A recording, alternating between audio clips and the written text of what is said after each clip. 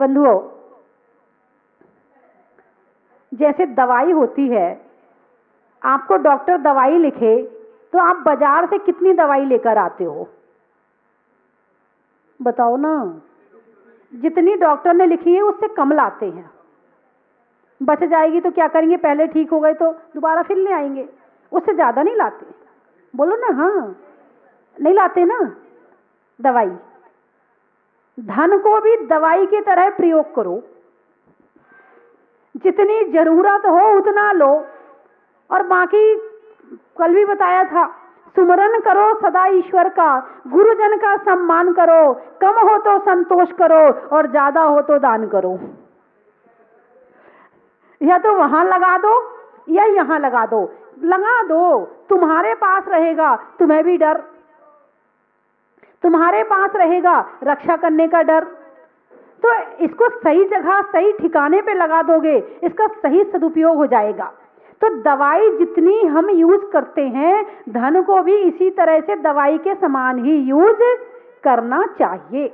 आपको मेरी बात पे गुस्सा आ रहा होगा, है ना? उनको आ रहा होगा जिनके पास बंधुओं, कब कौन सी स्थिति आ जाए, हर परिस्थिति के लिए तैयार रहो।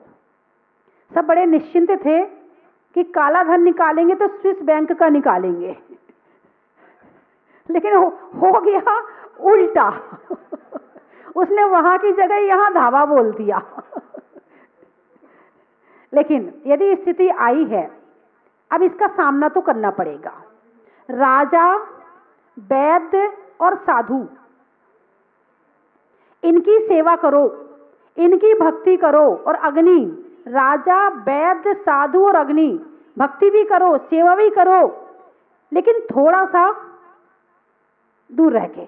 राजा मन आएगा जो करेगा, वैद्य उससे यदि दुश्मनी मोल ले ली ना तो दवाई उल्टी दे देगा, है? हाँ, और साधु संत भी आशीर्वाद लेते रहो, ऐसा काम ना हो जाए, बोलो ना, कि मामला गड़बड़ हो जाए। और इसके साथ अग्नि, दूर से ही उसको पकड़ने का प्रयास, इन चारों को पकड़ने का प्रयास मत करो। अग्नि को, राजा को, साधु को और वैद्य को, इन चार चीजों को पकड़ो मत। इनसे जितना मिल सकता है उतना ले लो। अग्नि से जितना काम कर सकते हो, रोटी बना सकते हो, घर का काम कर सकते हो, काम करो। साधु से जितना आशीर्वाद मिल सकता है उतना आशीर्वाद ले लो। राजा से उसकी जितनी कृपा मिल सकती है वो ले लो। और वैद्य से जब बीमार होगे तो दवाई तो लेनी पड़ेगी ना, कहाँ जाओगे? तो इसीलिए इन चारों को पकड़ो मत, क्योंकि ये चारों सबसे जुड़े होते हैं। साधु संत सूरज है, सूरज किसी एक का नहीं है, सबको रोशनी देता है। साधु संत सबको आशीर्वाद देते हैं। तुम कहोगे महाराज उसको मत देना आशीर्वाद, बिल्कुल मत देना, वो ना मुझे बहुत परेशान करता है, उसको आशीर्वाद मत देना। अबे तेरा दुश्मन है तो मैं क्या करूं इसमें, मेरा काम तो आशीर्वाद देने का है। बात समझ में आई कि नहीं आई? है? सूरज से कहो अरे वो ना पड़ोसी वाला ना पड़ोसी बहुत खराब है, उसको ना बिल्कुल धूप मत देना। तो सूरज तो ऐसा नहीं कर सकता, धूप देगा तो सबको देगा। डॉक्टर है, डॉक्टर दवाई देगा तो सबको देगा। ऐसा नहीं कि वो तुम्हारा दुश्मन है तो उसका इलाज नहीं करेगा, दुश्मन है तो उसका इलाज करेगा तो सही, ऐसा थोड़ी हो सकता है। राजा है, प्रजा उसके लिए बराबर है, सारी प्रजा उसके लिए बराबर है, तो वो सबके लिए जो भी सेवा देगा वो सबके लिए बराबर देगा। और अग्नि है तो अग्नि भी सबके लिए बराबर ही जो भी देगी वो सबके लिए बराबर देगी। तो बंधुओं, राजा है, राजा जो आदेश निकाल दे पालन तो करना पड़ेगा। तो हमारे यहाँ आज के राजा कौन हैं? यही हैं प्रधानमंत्री, मुख्यमंत्री, विधायक। आज के राजा यही हैं। पहले राजा वो दूसरे होते थे जो गद्दी पे बैठते थे, आज के राजा कुर्सी पे बैठते हैं। आदेश का पालन तो करना पड़ेगा ना। तो अब जो परिस्थितियां आई हैं उसे शांति से, दिमाग से, सोच समझ के, बिना दुखी हुए, बिना भाव खराब किए उन परिस्थितियों का सामना करो तो ठीक है। और तुम किसी को हार्ट अटैक हो रहा है और किसी को कुछ हो रहा, नहीं, मत करो। ना कल हमारा था ना आज हमारा है, कल छूटना था आज छूट गया।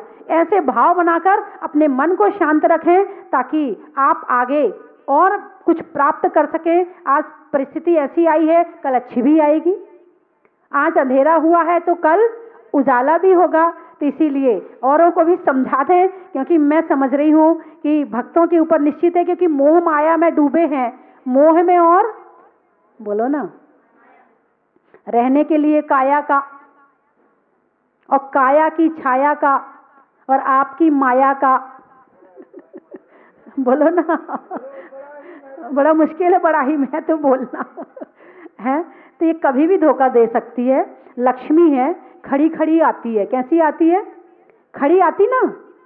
उसकी लक्ष्मी की फोटो कैसी होती है? खड़ी होती। सरस्वती हमेशा बैठी होती है और लक्ष्मी हमेशा खड़ी होती है। और वो खड़ी खड़ी आई है और अभी भी खड़ी है और कब चली जाए इसका पता नहीं होता है। और सरस्वती की सवारी तो हंस है और लक्ष्मी की सवारी उल्लू है। क्या है? लक्ष्मी की सवारी क्या है? उल्लू है। क्यों है? सोचो, उल्लू यानी मूर्ख। कौन इकट्ठा कर रहा है? लेकिन नहीं, वर्तमान परिस्थितियां जैसी हैं। मैंने कुछ कहा तो नहीं ना मैंने कुछ नहीं कहा।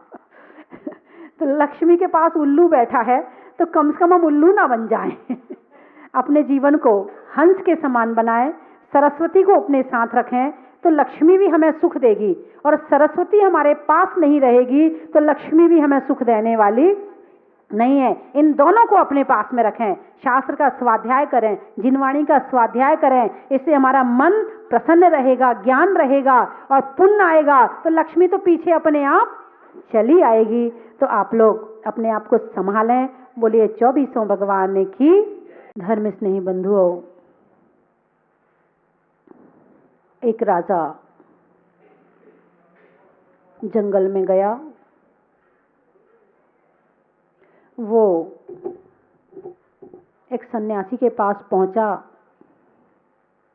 कुछ धर्म ज्ञान लिया, बहुत अच्छा लगा। दूसरे दिन फिर पहुंच गया, आत्मा की चर्चा करता था, आत्मा की बात करता था। आत्मा की कथा उसने पहले कभी भी नहीं सुनी थी, इसलिए बड़ा आनंद आता था, बड़ा स्वाद आता था कि अभी तक मैंने शरीर के स्तर की जिंदगी जी है, आज पहली बार मुझे आत्मा की कहानी सुनने को मिली है। उसे बड़ा आनंद आता था। 1 दिन, 2 दिन, 3 दिन, 4 दिन, बहुत दिन हो गए सुनते थे। अब वो जंगल जो है राज्य से जरा दूर पड़ता था। अब राजा को काम भी बहुत होते थे, तो उसने सन्यासी से कहा, महाराज ऐसा करो कि आप हमारे महल में चलो, वहीं मुझे उपदेश दे दिया करो, वहीं मैं सुन लिया करूंगा। इतना रास्ते का जो टाइम होता है वो खराब नहीं होगा। सन्यासी ने कहा ठीक है, चलो, कोई दिक्कत नहीं मुझे, नो प्रॉब्लम, नो टेंशन। चल दिए, महल में गए। महल का एक बढ़िया सा कमरा, बढ़िया सा स्थान, बढ़िया सा। राजा की व्यवस्था है, राजा कैसी व्यवस्था करेगा? जो भी करेगा बढ़िया व्यवस्था करेगा। वो सन्यासी जो है राजा के महल में रहने लगा, बढ़िया पलंग पे सोने लगा और बड़े आराम से जब समय होता तो तत्व चर्चा करता, आत्मा की चर्चा करता। रहते रहते रहते चर्चा करते, आपस में बात करते, बहुत दिन हो गए। एक दिन राजा के मन में आया, ये सन्यासी भी यहीं रहता है, मैं भी यहीं रहता हूँ, जो भोजन मैं करता हूँ वो ये सन्यासी भी खाता है, जो सुख मैं भोग रहा हूँ वही पलंग बिस्तर सब कुछ इसको भी मिल रहे हैं, इसमें और मेरे में अंतर क्या रहा? इसमें और मेरे में अब कोई अंतर नहीं रहा, हम दोनों एक हो गए हैं। ये बात जाकर के राजा ने उस सन्यासी से कह दी। और जब सन्यासी से कही तो सन्यासी ने कहा कि महाराज इसका उत्तर मैं अभी नहीं दे रहा हूं, मैं बाद में दूंगा। उसने शाम को कहा होगा। सुबह हुई, राजा फिर पहुंच गया। राजा ने, सन्यासी ने अपना जो कमंडल था वो राजा को पकड़ा दिया, बोले चलो। राजा ने सोचा शायद ये घूमने जा रहा होगा, चल दिए पीछे पीछे। 1 किलोमीटर गए, 2 किलोमीटर गए। राजा ने कहा महाराज हम राज्य से बहुत दूर आ गए, अभी चलो। 4 हो गए, 5 किलोमीटर, 10। महाराज ये क्या कर रहे हो, राज्य बहुत दूर छूट गया। अरे चलो तो सही, 15 किलोमीटर। महाराज इससे आगे नहीं जा सकते हैं। साधु महाराज आपको क्या है, आपका तो कुछ भी नहीं है, मुझे तो राज्य में वापस जाना है। अरे भाई थोड़ा और चलो, थोड़ा और चले। बोले महाराज कहाँ ले जाओगे मुझे जंगल में ले जाओगे क्या? मेरा महल, मेरी पत्नी, मेरे बच्चे, मेरा धन, मेरी प्रजा सब वहीं छूट गई है, आप मुझे कहाँ जंगल में ले आए? अरे भाई थोड़ा और चलो। नहीं महाराज अब तो बिल्कुल नहीं जाऊंगा, अब चाहे कुछ भी हो जाए। तो सन्यासी ने कहा लाओ मेरा कमंडल। महाराज वापस चलो। नहीं मैं नहीं जाऊंगा। क्यों? कल तुमने प्रश्न पूछा था कि तुम में और मेरे में अब अंतर क्या बचा है? अंतर यही है, मैं महल में रहता था मगर महल मेरे अंदर नहीं रहता था। मैं महल छोड़ के आ गया, छोड़ दिया। तुम महल छोड़ के आए लेकिन तुमने अभी नहीं छोड़ा है। तुम्हें आकुलता है वापस आना है, मुझे कोई आकुलता नहीं है कि मुझे वापस जाना है। बस यही तुम में और मेरे में अंतर है। वही भोजन था, वही महल था, वही स्थान था, लेकिन अंतर ये था कि तुम अपना मान के रहते थे और मैं अपना मानकर नहीं रहता था। मैं दूर आ गया, मुझे वापस जाने की कोई आकुलता नहीं है। तुम आए हो, तुम्हें वापस जाने की आकुलता। बस यही तुम में और मेरे में अंतर है। राजा ने बहुत निवेदन किया महाराज अब चलो। महाराज अब महाराज ने कहा नहीं अब नहीं जाऊंगा। जिसके मन में एक कीड़ा लग गया है कि साधु महल में रह रहा है, इसका मतलब कि मेरे में इसमें अंतर नहीं है, तुमने अंतर नहीं समझा, लेकिन अब जाने वाला मैं नहीं हूं। राजा को बड़ा पछतावा हुआ कि मैंने ये क्या कह दिया। संत कहीं भी रहें, झोपड़ी में भी रहें तो कोई आकुलता नहीं, एक छोटे से मकान में भी रख दो तो भी आकुलता नहीं, और एक महल में भी रख दो तो भी कोई परेशानी नहीं। जैसे झोपड़ी में भाव थे वैसे ही महल में भाव हो रहे हैं। ये बात क्या भक्तों के अंदर आ सकती है? बोलिए ना। जब तीर्थ क्षेत्र पर जाते हैं और बाई चांस से एसी कमरा ना मिले, अटैच कमरा ना मिले, बताइए कैसा लगता है उस समय? गुस्सा आता नहीं आता? कमेटी वालों पे नाराजगी आती नहीं आती है? बहुत गुस्सा आता है। ये कमरा नहीं बनवा सकते थे, ये ऐसा नहीं करवा सकते थे, बताओ हम इतनी दूर से आए हैं, हमें यात्री हमें पूरी सुविधा देनी चाहिए। ओहो, अरे घर में तुम सुविधा चाहते हो कोई बात नहीं है, तुम यात्रा में आए हो, तुम पुण्य कमाने आए हो और यहाँ भी सुविधा चाहिए तो साधना कहाँ जाके करोगे? सुविधाओं के बीच साधना नहीं होती है, साधना होती है अभाव में। साधना होती है अभाव में। कोई चीज हमें मिल सकती है और फिर भी हम नहीं ले रहे हैं, ये बहुत बड़ी तपस्या है, बहुत बड़ी वाली तपस्या है। कोई चीज हमें नहीं मिली फिर भी हमारा मन शांत है, ये तपस्या है। कोई चीज हाँ नहीं मिली हमें, ये तपस्या है। कोई बात नहीं, जैसा होगा मैं एडजस्ट कर लेंगे, कोई बात नहीं है। भाई साहब आप तो अपनी व्यवस्था बताओ, आप हमें क्या दे सकते हो? आप कहोगे यहाँ सोना, हम सो जाएंगे, क्योंकि ऐसा मौका कहाँ बार बार मिलता है। यदि ऐसा कह दिया और मन शांत है तो ये तपस्या है। और यदि मान लो बाई चांस नमो सिद्धाड़म हो गया, समझ जाओ ना क्या? नहीं आपकी बात नहीं कर रही मैं, आपकी चर्चा नहीं है, ये कहीं और की चर्चा है कहीं और की चर्चा है। तो उसमें क्या होता है, हमारा पुण्य कम हो जाता है। हम तीर्थ यात्रा पे आए हैं भावों को अच्छा करने के लिए। हालांकि यहाँ व्यवस्था है पूरी, बिल्कुल कहीं कोई दिक्कत नहीं है, लेकिन फिर भी इसलिए समझा रही हूं मैं कि यहाँ नहीं कहीं और व्यवस्था ना हो तो अपने भाव खराब मत करना। पैसे से सुविधा मिल सकती है और सामान मिल सकता है, साधन मिल सकता है, मगर साधना हमारे भावों से होती है। साधना हमारे प्रणामों से होती है। तुम्हारे पुण्य को में सब कुछ मिल गया तुम्हें, लेकिन साधना करने के लिए वो भी छोड़ना पड़ेगा। एक महिला है, वो जैन नहीं है, मेरे संपर्क में है, रुड़की की है। उस महिला ने करीब 15 साल हो गए अन्न का त्याग कर दिया, ब्रह्मचर्य व्रत ले लिया, बच्चा है, पति है, घर में एसी है, सब कुछ है। उसके बाद उसने ध्यान करना शुरू किया। ध्यान करने जब कमरे में बैठती तो एक कमरे में एसी लगा है, मगर एसी नहीं खोलती है, एसी बंद है, गर्मी तीव्र है और एसी बंद पड़ा है, और 6-6 घंटे बैठ के ध्यान करती है। बात समझे?